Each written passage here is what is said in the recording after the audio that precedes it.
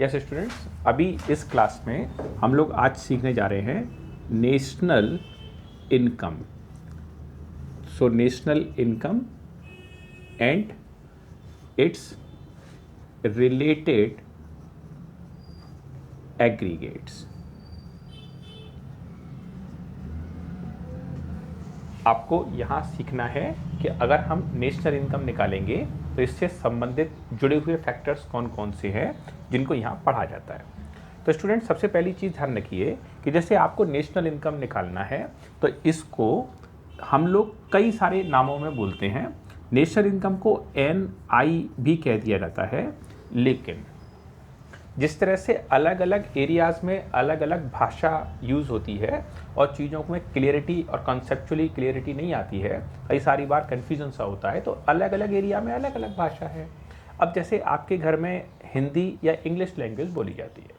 अब Hindi English language में किसी दिन खाने में नमक कम है तो आपने कह दिया भाई नमक दे दो, घर के लोग समझ गए क्योंकि वो भी उसी भाषा को बोलते हैं।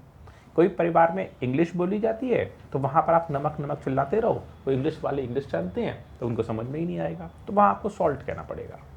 ऐसे ही अगर आप तमिलनाडु में या कर्नाटक में या बेंगलोर साइड में हैं तो आपको नमक जो हिंदी भाषा का नाम है उसका उधर की लैंग्वेजेस में कुछ और नाम हो सकता है।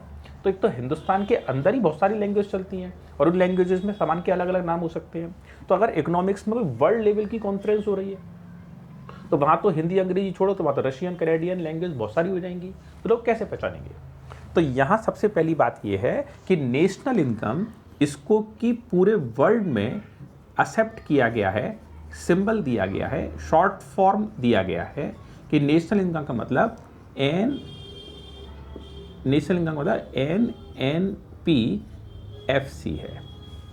तो अगर पूरे इकोनॉमिक्स की किसी क्लास में NNPFC कहा जा रहा है या इकोनॉमिस्ट आपस में NNPFC बात कर रहे हैं तो भले ही वो कोई भी लैंग्वेज को जानने वाले हों, वो ये समझ जाएंगे कि बात इकोनॉमिक्स रेफरेंस में नेशनल इनकम की चल रही है।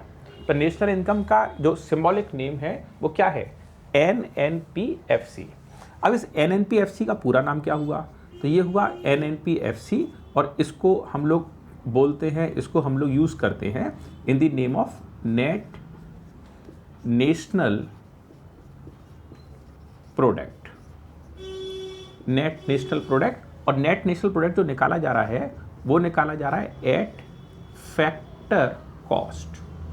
उसे FC वैल्यू पर, फैक्टर कॉस्ट वैल्यू पर इसमें एस्टिमेट किया जा रहा है। तो यहाँ NNP जो निकाली जा रही है वो फैक्टर वैल्यू पर, फैक्टर कॉस्ट बेसिस पर इसको हम एस्टिमेट करने का काम फिलहाल कर रहे हैं। National income factor cost per भी निकाली जाती है, नेशनल इनकम मार्केट वैल्यू पर भी निकाली जाती है। अलग अलग पैटर्न्स हैं, वो हम अभी 2 मिनट बाद और डिस्कस करेंगे। जब कभी भी हमारे लोग ये नेशनल इनकम के रिलेटेड बात करेंगे तो दरअसल में इस समय जो हमारा टॉपिक है आज की क्लास में पढ़ाई करने का, वो टॉपिक है national income and related aggregates. मतलब जब आप नेशनल इनकम को पढ़ते हैं तो उसके आसपास के और कौन कौन से फैक्टर्स को स्टडी करते हैं, पैरेलल स्टडीज़ के और कौन कौन चीज़ें आती हैं।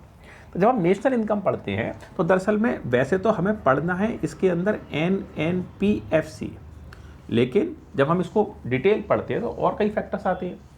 तो उसमें आ जाता है NDPFC, इसमें आ जाता है NDPMP, इसमें आ जाता है GNPFC, इसमें आ जाता है GNPMP, इसमें आ जाता है GDPFC और इसमें आगे आ सकता है GDPMP और बहुत सारे इसके कॉम्बिनेशंस बन सकते हैं। तो इनसे संबंधित डिटेल्स को इसमें पूछा जाता है। ये सारी चीज़ें नेशनल इनकम निकालने में एस्टिमेटेड वैल्यू है, ये चीज़ आपके सपोर्ट करने की चीज़ है। ज़रूरी नहीं है कि क्वेश्चन पेपर में नेशनल इनकम ही पूछा जाए, वो नेशनल इनकम के रिलेटेड इनमें से किसी वैल्यू को भी पूछ सकते हैं। तो इस सब कुछ की वैल्यूज़ का नाम है रिलेटेड एग्रीगेट्स, यानी संबंधित टर्म। जब इस चैप्टर को पढ़ते हैं तो इसमें कौन कौन से फैक्टर्स ऐसे हैं जो नेशनल इनकम की पढ़ाई में कामयाब होते हैं, काम में आते हैं, हेल्प करते हैं। स्टूडेंट्स, जरा इस टॉपिक पर आगे बढ़ने से पहले एक छोटी सी बात मैं आपको और कहना चाहूँगा। मान लीजिए आप किसी दिन यहाँ पर आप खड़े हैं और इस जगह का नाम है पॉइंट ए। ये एक पॉइंट ए, कोई एक चौराहा, कोई एक जगह, कोई एक क्रॉसिंग है जहाँ पर कि आप खड़े। अब यहाँ से आपको जाने की तैयारी, अपना आप जा रहे हैं, आपको जाना है, तैयारी में है, बिल्कुल किसी भी सेकंड चल देने वाले हैं और आपको जाना है पॉइंट बी पर और ये आपका फाइनल डेस्टिनेशन है जहाँ पर कि आपको पहुँचना है। तो ओरिजिनली आप हैं ए वाली जगह पर और जाना है बी वाली जगह पर। अब आप अपनी जाने की बिल्कुल एक सेकंड चलने ही वाले थे, तो बराबर में 2 पर्सन आपके पास आए। उन्होंने कहा भाई ऐसा है कि हम बहुत देर से भटक रहे हैं और हम यहाँ पर ए वाले पॉइंट पे यहाँ पे खड़े हैं, आप भी यहीं, हम भी यहीं हैं, तो हमें इस वाली जगह पे जाना है, या हमें इस दोनों पर्सनों ने कहा कि हमें यहाँ पे जाना है। तो भाई हम बहुत देर से परेशान हैं, तुम जरा हमारी मदद कर दो। हमने कहा कोई बात नहीं है, परेशान बिल्कुल मत हो, हम अपने स्कूटर पे चलेंगे, आप अपने स्कूटर पे चलिए और हमारे साथ साथ चलिए और हम आपको रास्ता बताने में आपकी मदद करेंगे। तो वो पर्सन कह रहा है ठीक, आप हमारी मदद कर दो। तो अब आप इस पर्सन को लेकर के यहाँ पर और फिर अगली गली में मुड़ करके यहाँ पर और फिर अगली गली में मुड़ करके यहाँ तक और फिर आप इस गली से मुड़ करके यहाँ तक आप इसे ले आए। अब आपने कहा कि साहब अब हमको इस तरफ को चलना है। तो जब आप यहाँ पर आ गए तो इस जगह पर आने के बाद में आपने अपना व्हीकल रोक लिया।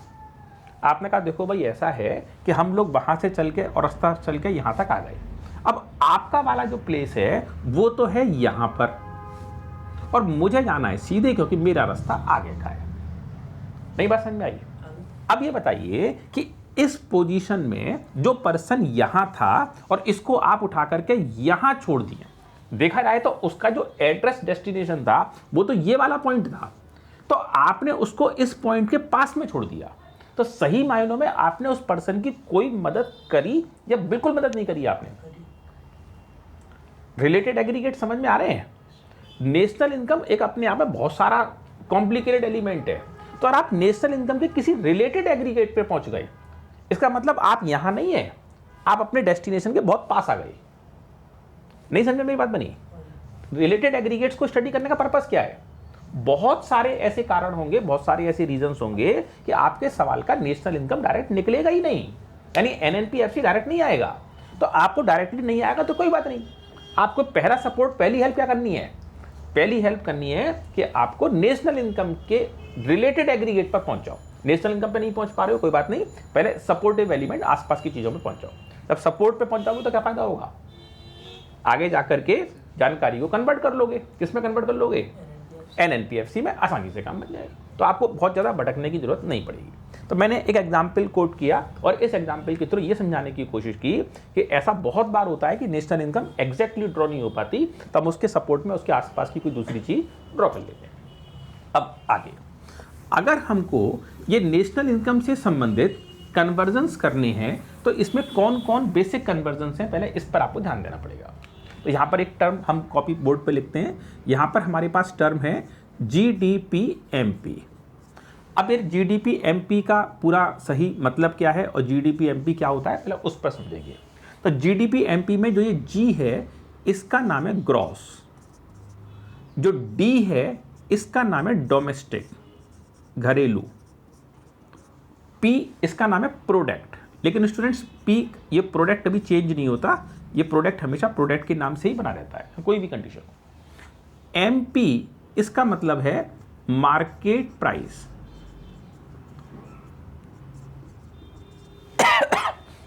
तो GDP-MP हमारे पास एक टर्म है। नॉर्मली हमें इस टर्म को मान लो कन्वर्ट करना है NNPFC में।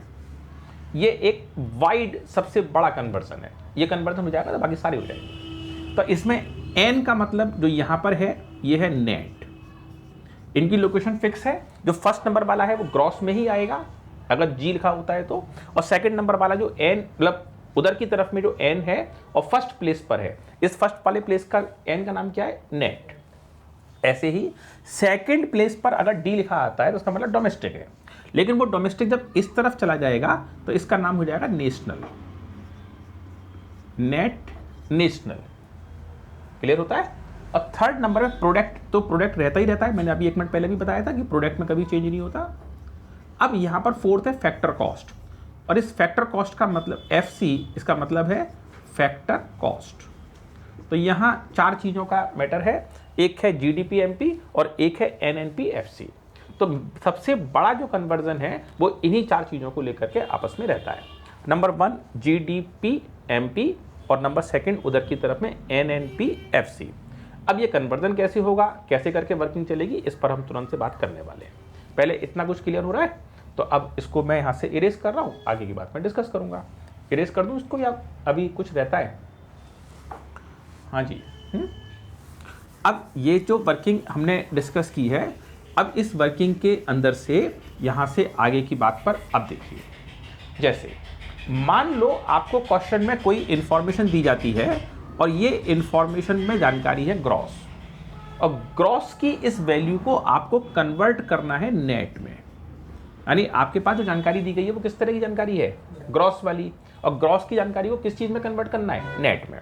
ये एक बेसिक कन्वर्जन। तो ग्रॉस से नेट में जब कन्वर्जन होगा तो माइनस होगा डेप्रीसिएशन। डेप्रीसिएशन तो पढ़ा है ना अकाउंट्स में, डेप्रीसिएशन। तो आप ग्रॉस में से डेप माइनस कर दोगे तो अल्टीमेटली कहां पहुंच जाओगे? नेट पर। इसका रिवर्स भी आ सकता है। मान लो क्वेश्चन में नेट की इंफॉर्मेशन दे दी गई और आपको इसे कन्वर्ट करना है ग्रॉस में, तो फिर कैसे कन्वर्जन होगा? प्लस हो जाएगा डेप्रीसिएशन। नहीं क्लियर हुआ? रिवर्स आ जाओगे ना। अब यहां पर एक छोटा सा ट्विस्ट है। अक्सर कर ऐसा होता है कि इस कन्वर्जन में स्टूडेंट को जब ग्रॉस से नेट पर जाना होता है तो अक्सर कर स्टूडेंट को डेप्रीसिएशन की वैल्यू ढूंढ रहा होता है, लेकिन बहुत संभावना है कि क्वेश्चन में डेप्रीसिएशन के नाम से वैल्यू मिले ही ना, तो फिर तुम माइनस कैसे करोगे? तो यहाँ डेप्रीसिएशन का मतलब ऐसा नहीं है। यहाँ पे डेप्रीसिएशन 2, 3, 4 नामों से हो सकता है। जैसे डेप्रीसिएशन का एक नाम तो डेप्रीसिएशन है ही है, दूसरा नाम जो सबसे पॉपुलर है यह कंजम्पशन, नोट करते चलें, कंजम्पशन ऑफ फिक्स कैपिटल। तो अगर वो कहीं पर कंजम्पशन ऑफ फिक्स कैपिटल कह रहे हैं तो उसका मतलब भी किस चीज से है? डेप्रीसिएशन से। तो एक तो डेप्रीसिएशन का नाम डेप्रीसिएशन और डेप्रीसिएशन का दूसरा नाम कंजम्पशन ऑफ फिक्स कैपिटल। तीसरा यहां पर नाम आ सकता है, वो आ सकता है वियर एंड टियर चार्जेस। तो ये वियर एंड टियर चार्जेस हैं, इसका मतलब भी डेप्रीसिएशन से ही है। ओके। और एक और नाम इसमें आ सकता है द ऑब्सोलेंस, OBSOLANC। तो ऑब्सोलेंस चार्जेस जो है ये भी डेप्रीसिएशन का ही नाम है। कहने का मतलब ये कि ऐसा ना हो जाए कि तुम पेपर के हॉल में वहां पर केवल और केवल डेप्रीसिएशन वर्ड ढूंढते रह जाओ और वो पेपर में डेप्रीसिएशन नाम ही ना दे। तो डेप्रीसिएशन और कौन कौन से नामों से मिल सकता है? इनमें से किसी भी नाम से डेप्रीसिएशन मिलता है। उसके बाद भी अपनी खुद की कॉमन सेंस लगानी पड़ेगी। हो जाता है पेपर में और कोई नया नाम ले आए वो, लेकिन ये तो मोस्ट कॉमन नाम है जो बुक्स में जगह जगह यूज किए गए हैं, प्रीवियस ईयर्स के पेपर में आए भी है। डेप्रीसिएशन समझ में आ गया? तो अगर आप ग्रॉस वैल्यू पर हैं और आपको नेट वैल्यू पे जाना है तो ग्रॉस वैल्यू से नेट वैल्यू पे कैसे जाएंगे? ग्रॉस वैल्यू से नेट वैल्यू पे जाने के लिए जो पैटर्न आपको फॉलो करना है उसमें क्या करना है आपको? Depreciation minus. नंबर 2। अब नंबर 2 बात है कि आपके पास जानकारी है डोमेस्टिक, घरेलू, और डोमेस्टिक वैल्यू को आपको चेंज करना है नेशनल में। जानकारी कौन सी वाली है? डोमेस्टिक। और जानकारी डोमेस्टिक को कन्वर्ट करना है, तो डोमेस्टिक वैल्यू किस चीज में कन्वर्ट करनी है आपको? नेशनल में। तो डोमेस्टिक की वैल्यू को नेशनल में कन्वर्ट करोगे तो ये हो जाएगा plus otherwise minus NFIA। Domestic जो होता है इसको हिंदी में कहते हैं घरेलू, घर के अंदर, घरेलू।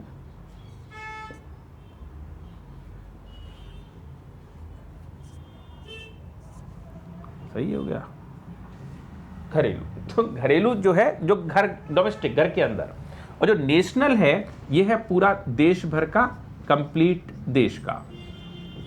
तो यहां पर 2 चीजें हैं, एक है घरेलू, एक है देश भर का वैल्यू, तो दोनों में फर्क है। तो बात यह है कि इन दोनों बातों में NFIA क्या है? तो इस NFIA टर्म का मतलब है, NFIA का NFIA का मतलब है net factor income, net factor income from abroad. तो net factor income from abroad, विदेशों से होने वाली फैक्टर इनकम। अगर किसी पर्सन को विदेश में से, फॉरेन कंट्रीज में से कोई प्रकार की फैक्टर इनकम जनरेट हो रही है, कोई प्रकार की आमदनी आ रही है, तो अगर वो आमदनी लैंड, लेबर, कैपिटल, एंटरप्रेन्योरशिप, ये 4 में से किसी कारण से वो इनकम पर्सन को जनरेट हो रही है, तो वो इनकम का नाम यहां पर बन जाएगा फैक्टर इनकम। तो यहां NFIA की वैल्यू को हम प्लस कर लेंगे। अक्सर कर स्टूडेंट कहते हैं कि सर ये NFIA की वैल्यू प्लस भी लिखा है और माइनस भी लिखा है, तो फिर अब ये कैसे कंफर्म होगा कि हम प्लस करें कि माइनस करें, क्या करें? तो इसका सिंपल सा जवाब है, पहले डिटेल की बात समझेंगे। मान लीजिए ये एक बॉक्स मैंने बनाया है, 1 मिनट के लिए मान लेते हैं कि ये इंडिया है। अब इंडिया के अंदर में ये जो जमीन है, ये राजस्थान हो सकता है, ये पंजाब हो सकता है, ये हरियाणा हो सकता है, ये केरल हो सकता है, तमिलनाडु हो सकता है, नागालैंड हो सकता है, सिक्किम, मिजोरम, यूपी तो रह ही गया। चलो, तो सबरे की सबरे ये वाले कंट्री हो सकते हैं, स्टेट हो सकते हैं, सब कुल मिला के इंडिया।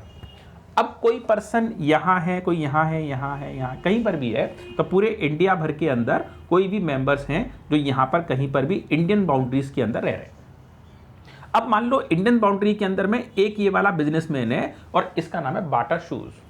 तो बाटा शूज इंडिया में रह के बिजनेस कर रहे हैं और बड़ा प्रॉफिट कमा रहे हैं और इंडिया में बस रहे हैं। एक और है, इनका नाम है रूह अफ़ज़ा, तो ये भी इंडिया में रह रहे हैं और ये भी इंडिया में कारोबार कर रहे हैं। एक और है पतंजलि उद्योग, बाबा रामदेव, तो ये भी अपने आप में बिजनेस कर रहे हैं, दिव्य फार्मेसी चला रखी है। एक और भी हैं कजारिया प्लाई, ये भी बिजनेस कर रहे हैं। ये सब लोग वो हैं जो इंडियंस हैं और इंडियन धरती पर रहकर बिजनेस कर रहे हैं। तो ये भारत की बाउंड्री के अंदर में बिजनेस हो रहा है कि नहीं हो रहा है? हो रहा है। तो ये इनकम भारत की डोमेस्टिक इनकम की कैटेगरी में आएगी, भारत की घरेलू इनकम की कैटेगरी में काउंट होगी। क्लियर? अब यहां एक समस्या है, इस भारत की बाउंड्री के अंदर एक और पर्सन काम कर रहा है और इस एक और पर्सन का नाम है होंडा। ये फॉरेनर कंट्री से आया है, एक्टिवा बना बना करके और भारत भर के पूरे बाजारों में बेचे दे रहा है। ऐसा हो रहा है। एक और है, इसका नाम है सैमसंग। अब ये जो है ये भी फॉरेन कंट्री का मेंबर है और ये भी इंडिया में आके रह रहा है। तो ये मेंबर अपने द्वारा की जाने वाली कमाई भारत की धरती के अंदर में कर रहे हैं कि नहीं कर रहे हैं? कर रहे हैं। तो ये भारत की डोमेस्टिक इनकम की कैटेगरी में काउंट हो गए, क्योंकि भारत की डोमेस्टिक इनकम भारत की पूरी बाउंड्रीज के अंदर ये इनकम जनरेट कर रहे हैं। लेकिन अब सैमसंग ये कह रहा है कि भाई मैं तो यहां बिजनेस करने आया था और मैंने यहां बिजनेस किया और बिजनेस करके एक बहुत बड़ा अमाउंट का प्रॉफिट भी जनरेट कर लिया और अब मैं अपने हिस्से का प्रॉफिट लेकर के अपने गांव जा रहा हूं, अपने घर जा रहा हूं। तो ये पर्सन अपनी कमाई पैसा लेकर के भारत के बाहर जा सकता है कि नहीं जा सकता? अपने घर बिल्कुल जा सकता है। जिसने भारत के विकास का ठेका ले रखा है, वो तो बिजनेस व्यापारी आदमी है, बिजनेस करने आया है। तो ऐसी कंडीशन में भारत की डोमेस्टिक इनकम मान लो कि 5,000 करोड़ है और 600 करोड़ वो लेकर अपने घर चल दिया, तो भारत में नेशनल इनकम की वैल्यू कम हो जाएगी कि नहीं हो जाएगी? ओवरऑल इनकम कम हो जाएगी। NFIA नहीं समझाई, नेट फैक्टर इनकम। तो यहां 2 प्रॉब्लम्स हैं। कुछ मेंबर ऐसे हैं जो फॉरेनर्स हैं और इंडियन धरती पे बैठ करके बिजनेस कर रहे हैं। एग्जाम्पल मैंने कहा आपसे, होंडा है, सुजुकी है, मित्सुबिशी है, ये हैं सैमसंग है, LG, ये कैसी कंपनीज हैं? ये बाहर की कंपनीज हैं और बिजनेस कर रही हैं इंडियन धरती पर। तो ये अपना बिजनेस करने के बाद प्रॉफिट में से बड़ा हिस्सा निकाल करके, अपना जितना पसंद का हिस्सा है वो निकाल करके भारत के रूल्स कानून के मुताबिक और इस पैसे को अपने कंट्री ले जा रहे हैं। तो भारत की डोमेस्टिक इनकम तो बढ़ गई, लेकिन जब डोमेस्टिक इनकम से नेशनल इनकम पे जाओगे तो क्या करना पड़ेगा? इस NFIA की वैल्यू को माइनस करना पड़ेगा, क्योंकि NFIA के पैसा बाहर चला गया। लेकिन इसमें एक कारण और फंस जाएगा। कुछ लोग ऐसे भी हैं जो बेसिकली भारतीय है, जैसे कि यहां पर एक कोई पर्सन है, ये पर्सन बेसिकली इंडियन है। अब ये पर्सन क्या करा कि ये पर्सन इंडिया छोड़ करके चला गया फॉरेन कंट्री, ये चला गया कनाडा, ये चला गया जापान, ये चला गया इंग्लैंड, ये चला गया कोरिया। क्या ऐसे मेंबर नहीं है भारत में से जो भारत के बाहर, भारत के लोग हैं, भारत से बाहर जाके बस गए? बहुत सारे लोग हैं। ये लोग जैसे कि ये सैमसंग इंडिया धरती पर रहकर के बिजनेस कर रहा है और अपने कंट्री पैसे ले जा रहा है, ऐसे ही ऐसे भी मेंबर हैं जो भारत की धरती से बाहर कहीं ना कहीं रह रहे हैं और वहां से खूब सारी इनकम कर रहे हैं और वो इनकम का एक बड़ा पोर्शन अपने घर, अपने कंट्री में लेकर के आ रहे हैं। ऐसे भी तो है। तो इस समय पर NFIA की वैल्यू जो है वो प्लस में आ गई। प्लस में क्यों? बाहर का पैसा अपने कंट्री में आए। तो NFIA में दोनों बातें हो सकती हैं, मतलब NFIA प्लस का भी हो सकता है, NFIA माइनस का भी हो सकता है। अब प्लस माइनस प्लस माइनस का होगा कैसे? जैसे मान लो बाहर से आने वाला पैसा, यानी net factor income from abroad, from बाहर से आने वाला जो पैसा है, 1 मिनट के लिए मान लेते हैं 3000 करोड़ रुपए का है, और जो पैसा बाहर गया net factor income to abroad, वो चला गया बाहर 2000 करोड़। तो ऐसी स्थिति में हम प्लस में रहे कि माइनस में रहे? प्लस में रहे। तो अगर सवाल में लिखा हुआ आता है तो इस वैल्यू में ये वाली वैल्यू है फैक्टर इनकम फ्रॉम एब्रॉड और ये फैक्टर इनकम टू एब्रॉड। तो यहां पर factor income from abroad 3000 crore, factor income to abroad 2000 crore, तो रिजल्ट क्या बचा? 1000 करोड़। तो 1000 करोड़ प्लस के हो गए।